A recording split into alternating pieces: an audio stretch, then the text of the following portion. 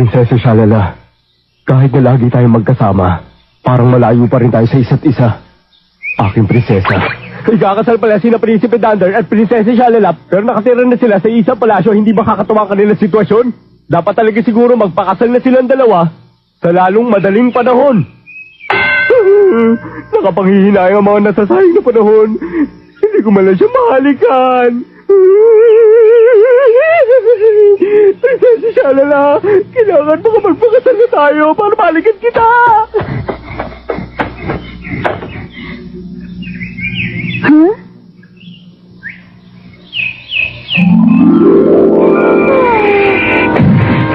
Prinsesa Shalala, ano nangyari? Kailangan ko siya tulungan. Tulungan niyo ako. Tulungan niyo ako, ang aking prinsesa na wala ng malay. Ano ba kayo? Tulungan niyo ako. Tulungan niyo ako, ang aking prinsesa. Prinsesa Shalala.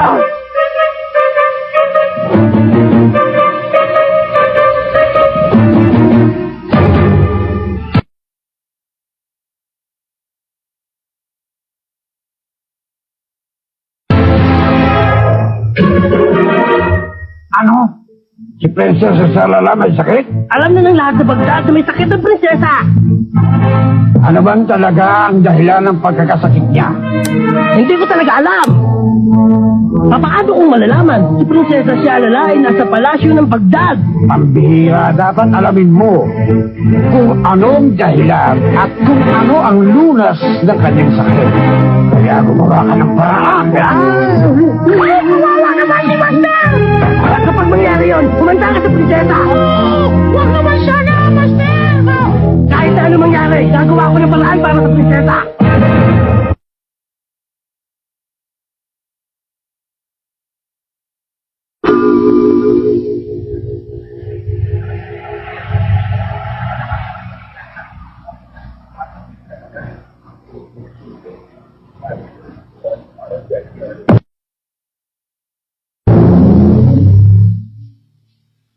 Ano na kaya nangyari kay Prinsesa Shalala? Ah, hindi ba magana naman siyang kumain ng mga nakaraang araw? Kain na na!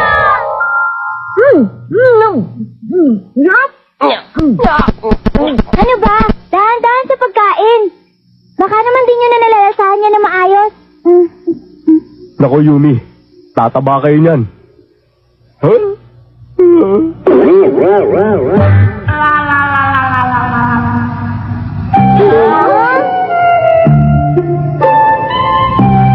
Napagod kasi ako sa paglalakad, kaya ako nagutom na husto.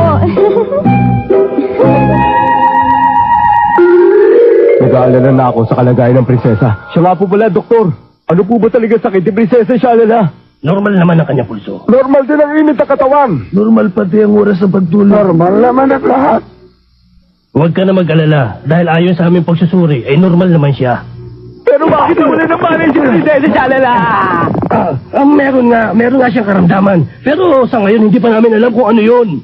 Ang ibig niyo ba sabihin, doktor, wala nang gamot na makapagpapagaling sa aking prinsesa? Tama ka. Dahil ang kanyang karamdaman ay hindi kaya lunasan ng gamot.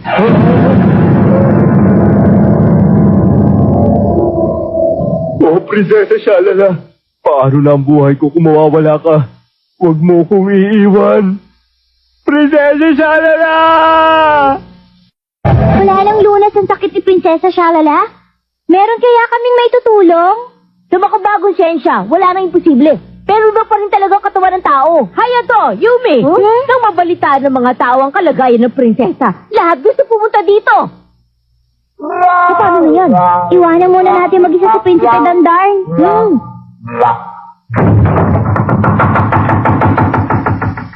Magandang araw po. Maraming salamat sa inyo pagdalo kay Prinsesa Shalala. Huh?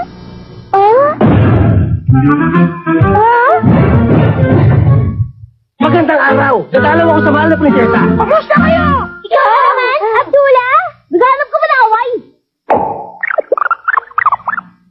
Talagang pinaghandaan mo pagparito mo, ha? Sandali lang. Alam nyo, hindi ako nagpunta dito para bigyan ng problema ang mahal na prinsesa. O kaya naman ay para paglaruan kayo dahil wala ako mapaglibangan. Anong sinabi mo? Gusto lang namin malaman ang kalagayan ni Prinsesa Shalala. Nag-aalala kami sa kalusugan niya. Kaya maaari lang sana Eh, mabuti pa huwag na tayo mag-away-away. Okay ba sa inyo yun? Ha? Okay ba? Kung yan ang gusto mo, Abdullah. Pero Hayato, huwag tayong magtiwala. Panahon na para magtiwala tayo sa kanyang kapwa! Hindi pa rin ka panipaniwala mga salitang yan kung sa'yo manggagaling. Hindi ka dapat tumingin sa panlabas na katauhan! Ah, sige, naniniwala na ako sa'yo.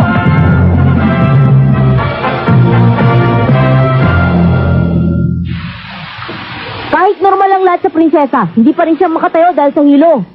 Sabi ng doktor, wala nang lunas ang sakit niya. Ang ibig sabihin, walang magagawa ang aking mahika? Ano yan? Isang mahiwagang plato. Mahiwagang plato? Kapag inilagay ko ito sa aking ulo, makaagawa ako ng mahika. Pero hindi nito kaya ang mga sakit na walang lunas. Tondeka man, meron ka ba magandang plano? Sige, tingnan ko ang aking magagawa. Sige, ilabas ang magagawa ng computer. Ang sagot, ang tanging paraang makapagliligtas kay Prinsesa Shalala ay ang... Ano? Teka lang, maghintay tayo at magot. Huh? Ang unang emperador ng dinastiyang Qin sa China na gumawa ng Great Wall ay sinasabing merong inuming pangpaba ng buhay. Ayon sa laman, kahit ang naging namamabuwak kapag uminom ng inuming ito ay diyak na babalik ang sigla. Ang galing naman. Imposible naman yata na ang uwak pa maghahatid sa atin ng inuming gamot. Kung ganon, pupuntahan natin ang panahon na yan ngayon din. Pero mahirapan tayong labanan ng unang emperador ng dinastiyang Qin, Master.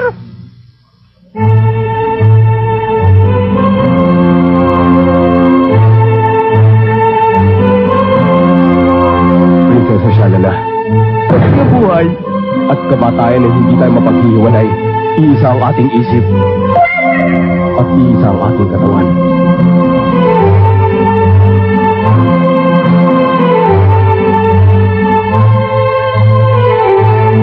Master Ganda! Pagpahinga muna kayo, may dala akong kapeng gawa na Arabo. Ah? Ay, nakakainis! Torbo ka! Pumira naman! Handa ka na ba? Kahit anong oras. Yan, bilang sagot sa inyong iling!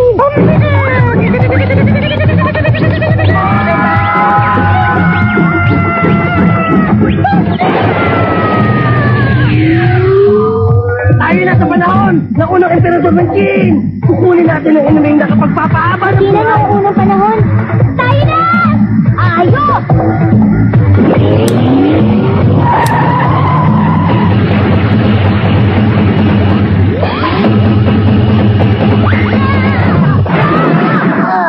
Tsaka hilo ka magpatakbo! Aray! Nasaan na ba tayo?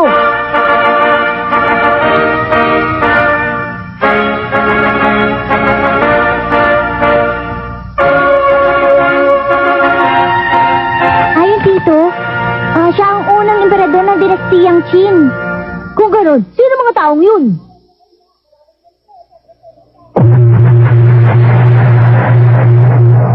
Narito na ang emperador ng Qin!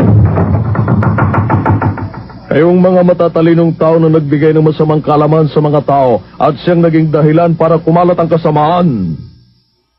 Mahal na Reyna, inilaan namin ang aming sarili para sa pag-aaral, para makapagbigay ng kaalaman sa mga tao. Bakit kailangan parusahan niyo kami ng ganito? At ayon pa dito, alam niyo bang tinunog ng emperador ang lahat ng libro ng Confucianismo? At inilibing ng buhay ang iba't pang mga skola? Usamahin ko! Malis tayo sa lugar na ito! Baka mapahamak tayo! Yan ang isa sa mga dahilan kung bakit asa rin ang mga dahilan panahon ito!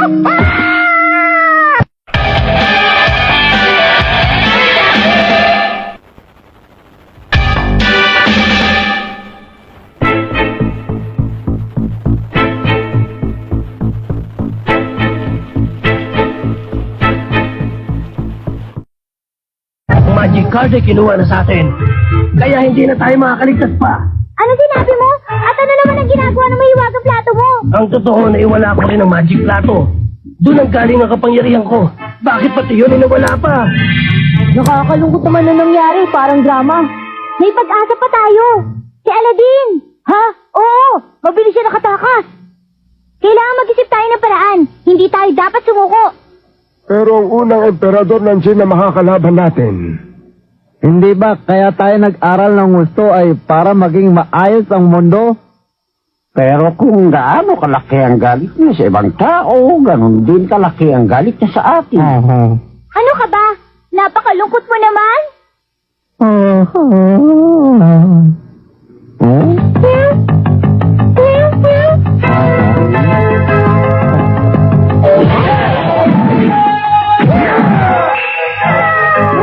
Aladdin! Ako tangin yung pag-asa.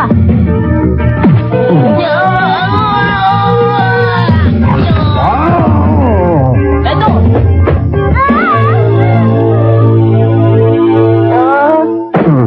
Pasensya na, bata. Wala sa akin yun! May naisip akong paraan. Ang tunay na lalaki ay dapat maging matapang. Mga walang silbi!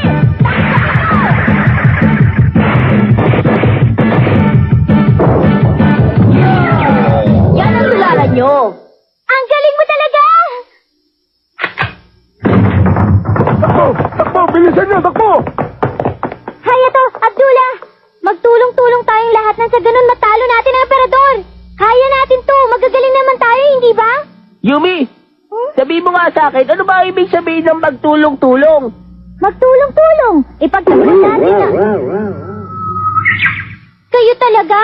Ngayon, magkanya-kanya na lang tayo! Tiyak na nasa emperador.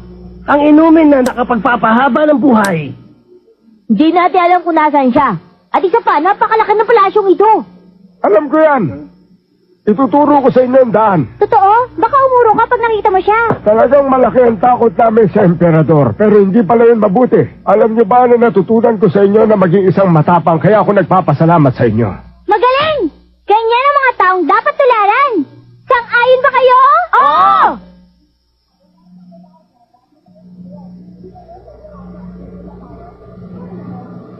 Kamahalan, kung tulinis lang ito, pwede ng pasunog na insenso.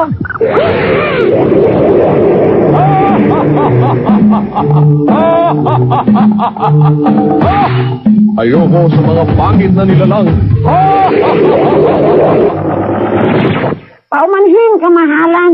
Baka magustuhan niyo ang isang ito. Ako si Tondi Kaman, ang nilalang na may madilim at malungkot na katauhan. Kahit ganito ako, maaaring magustuhan mo rin ako.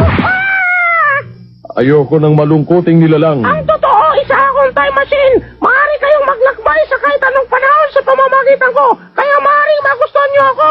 Ang tulad mong time machine ay hindi kailangan ng isang taong walang kamatayan. Totoo bang maaari tayong magkaroon ng walang hanggang buhay? Hanggat merong inumin ng buhay, ang sinumang tao maaaring magkaroon ng buhay na walang hanggan. Yan ba ang inumin ng emperador?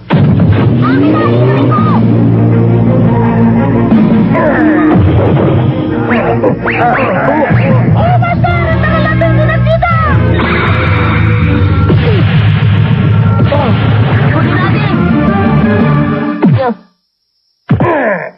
Kunin natin! Hanggat sa ating mga kamay ito, hindi nila tayo masasaktan! Abdullah! Ibang klase to. Utang na loob, ibalik niyo sa akin ang inumin ng buhay.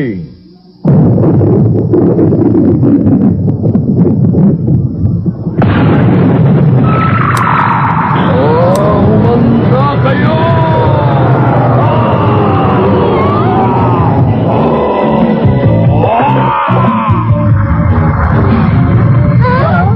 Abdullah! Hindi ko naman talaga gustong gawin yun. Sinusubukan lamang kita. Ano lamang? Master, hindi ka nakakatawa! Wala namang katakataka dun ah. Kamahalan, huminahon po kayo! Huminahon kayo!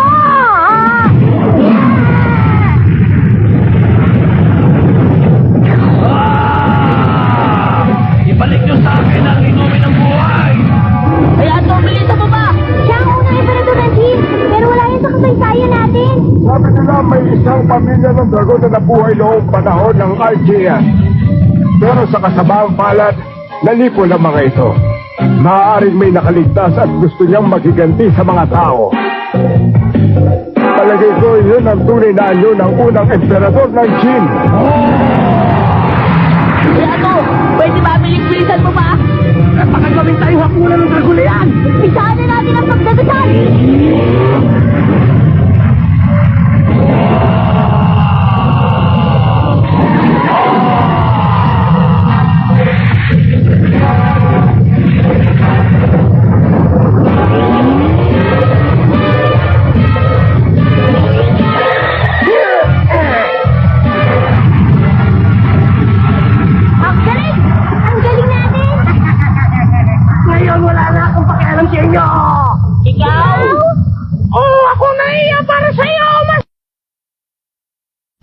Tuntikiman! Bumalik tayo sa panahon natin! Balik sa panahon ng horror din!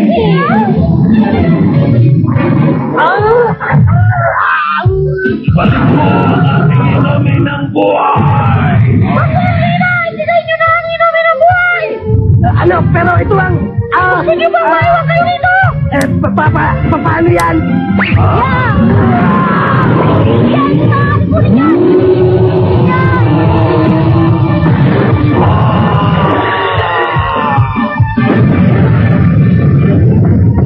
Kayong lahat, magsibaba na kayo! Kaya to, anong gagawin mo? Kailangan patamaan ko siya, Yumi. Huwag! Baka mapahamak ka! Pero kailangan ko sa atin na lumaban sa dragon. Huwag kang mag-alala. Mag-iingat ako. Kaya to. Abay! Abdullah! Bigay mo kay Prinsesa Shalala. Pangako natin, ibibigay natin ang inumin ng buhay. Tama ka! Ipinangako natin to sa isa't isa, hindi ba?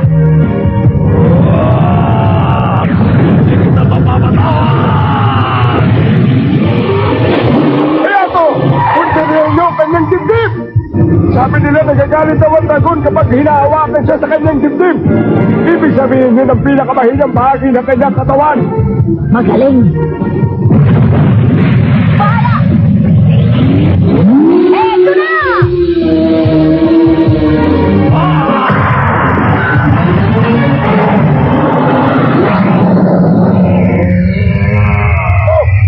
Naglalaho na ang dragon.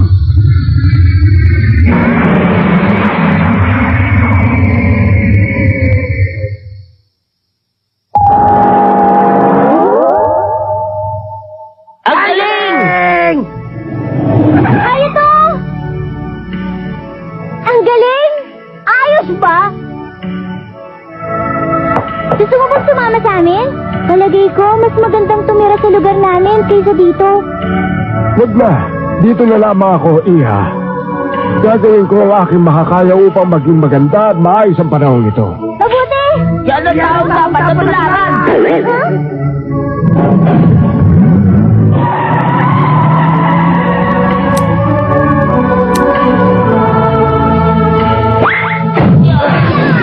Ay! Abdullah, nasaan ang inumin ng emperador? Oo nga pala! Ha? Ano? Baliwala ang pinaghirapan natin! Pasensya na kayo! Pasensya? Kaya ka tayo ako makipagtulungan sa taong yan! Ano na ngayon ang pangako natin sa prinsesa? Tama! Hindi talaga maasahan ng mga matikero! Tumahimik ka! Hindi ka kasi nag-iingat! Kasalanan mo ito! Kasalanan mo! Hindi mo kasi hinuwa ka mabuti! Oo, tama! Talagang kahit kailan, hindi ko kayo makakasundo! Hindi na ako may kipagtulungan kahit kailan sa inyo! Anong sasabihin natin kay Prinsipe Dandan? Pasensya na kayo. Masyado ako nagtiwala sa taong yun. Hayato, wala kang kasalanan. Ginawa mo ang iyong makakaya. Paano na ngayon? Hindi na natin may liligtas ang buhay ni Prinsesa Shalala.